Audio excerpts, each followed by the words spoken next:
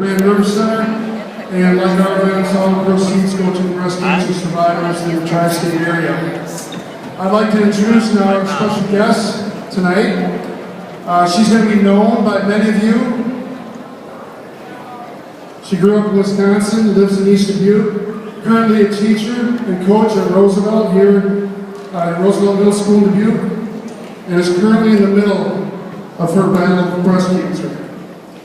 She has recently been through a double mastectomy, chemotherapy, and is now finishing up her radiation treatments, but she was gracious enough to take time to visit with us tonight. Ladies and gentlemen, I give you Nikki Hilby.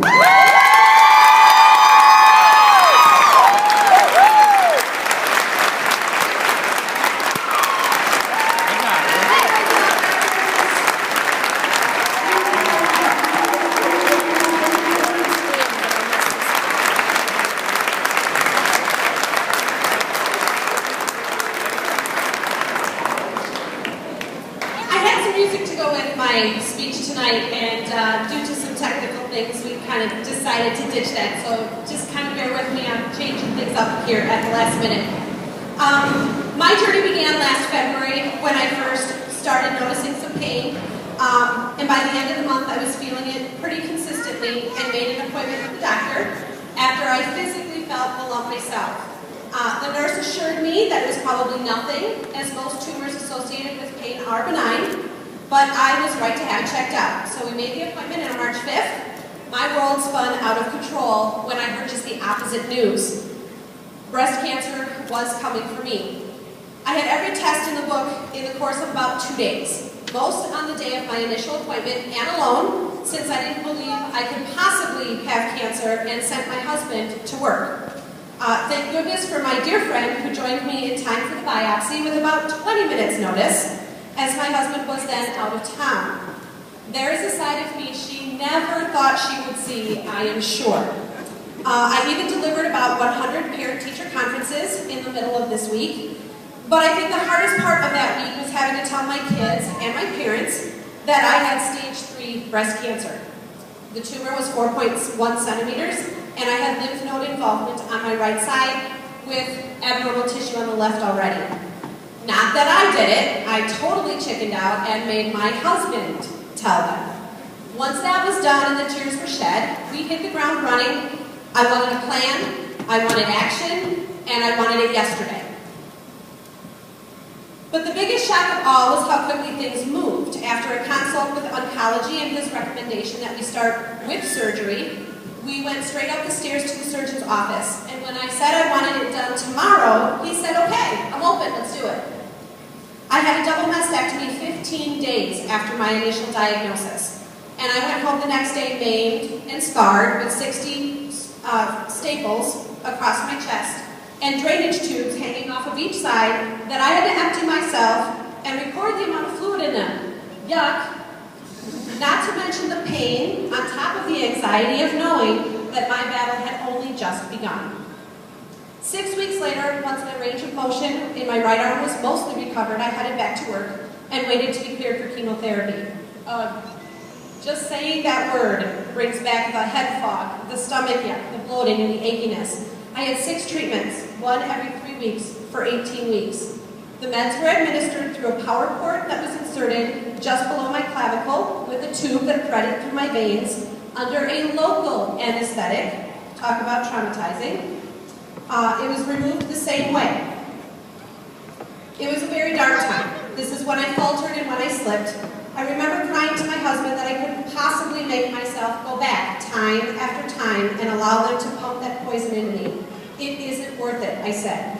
Because life doesn't stop with a catastrophic health crisis. It goes on around us. And I hated being an observer in my normally busy life. And the reigning theme has been voiced by my 5-year-old. When the cancer is gone, you won't have to lie in bed so much anymore, will you, Mommy?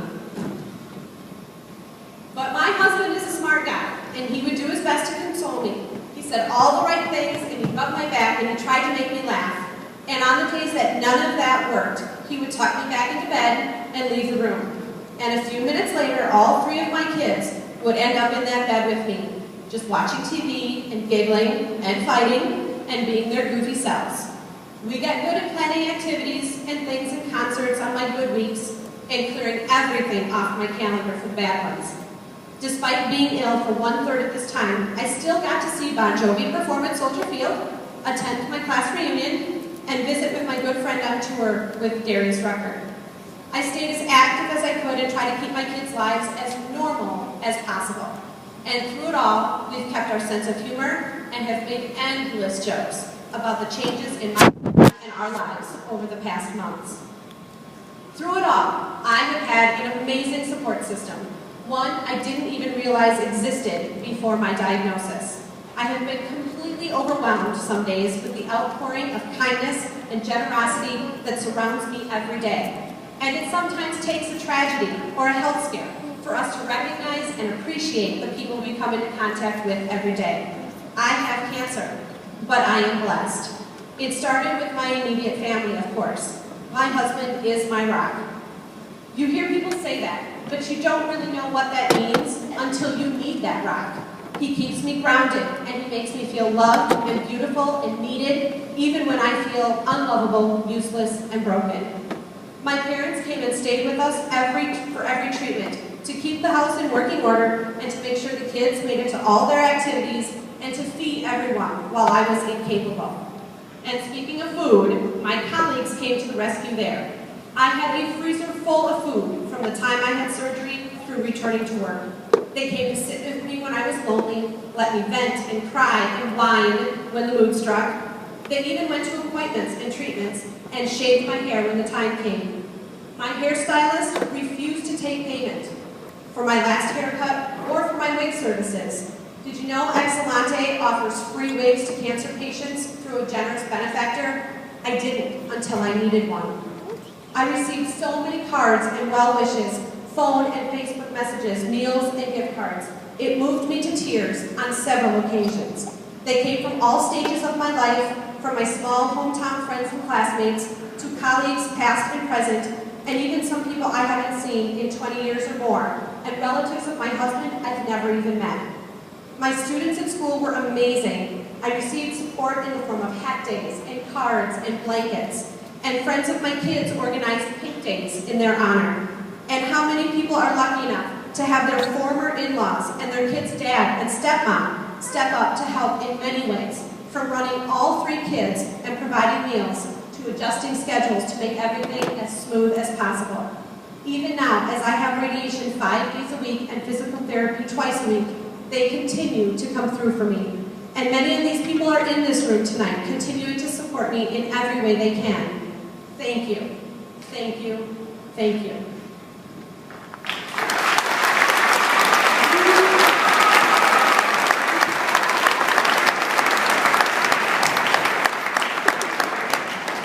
But many are not that lucky. As many of you know, I'm a reader. I read anything I can get my hands on. Personal stories are more valuable to me than brochures and medical websites loaded with technical information. I want to know what real people have experienced, not what the medical field says should happen. Most stories are filled with inspiration and hope, but also struggle after struggle. Those are the stories tonight, and many other events like this one are all about. They're about helping those fighters that don't have it as good as I do. Those single parents who don't have paid sick leave or decent insurance, or family and friends that can offer help and support. They're fighting alone. And this is not the fight to fight alone. This is a fight that requires mental strength and clarity, even more than physical strength. I can't imagine worrying about having a job to return to, or whether to feed my children, or pay my medical bills, or having to drag myself to work when I feel the deepest effects of chemotherapy in order to keep my job. And yet there are women who have no choice. There are women in our own community who have to make the choice to care for themselves or care for their family because there's not enough to do both. Prayers are good, prayers are powerful, but they're not enough to live on, to fight on, to survive on. The Tri-State Survivors Foundation is a way to make sure that the women of need fighting in our community have the means to be able to focus on their fight and not their need. Through tonight's event and many others like the Images and Information Fashion Show, you can help ensure that the women of our community have food on the table and medical bills paid for. That they can afford to take the sick leave they need to keep their bodies strong and fighting. With help from businesses like DBQ Fashions, Capri College, Panera, and Medline. The Tri-State Survivors Fund has raised over $60,000 since 2002, when they provided $750 to one family's fight. By 2005, 4 women received a total of $7,000, and in 2009, 14 women received $20,000, all in our community and based on need. The Hempstead volleyball team has been instrumental in this fundraising. In prior years, they have raised between $3,000 and $3,500 a year. They are coming into tonight's event positioned to surpass that. With your help, this can be a record-setting year. This is not one of those charities in which the CEOs and other employees make more than they can provide. This foundation runs on volunteers. This foundation puts the donations where it is most needed, with cancer patients. With your generosity, we can ensure that the fighters of breast cancer in our community have the support they need to become survivors. And to aid in making this a record-breaking year, the teachers, students, and their families in my house, House 82 at Roosevelt, would like to present $251 in donations collected through the design and sale of our house t-shirts this year. Thank you all for coming out tonight to support such a great cause.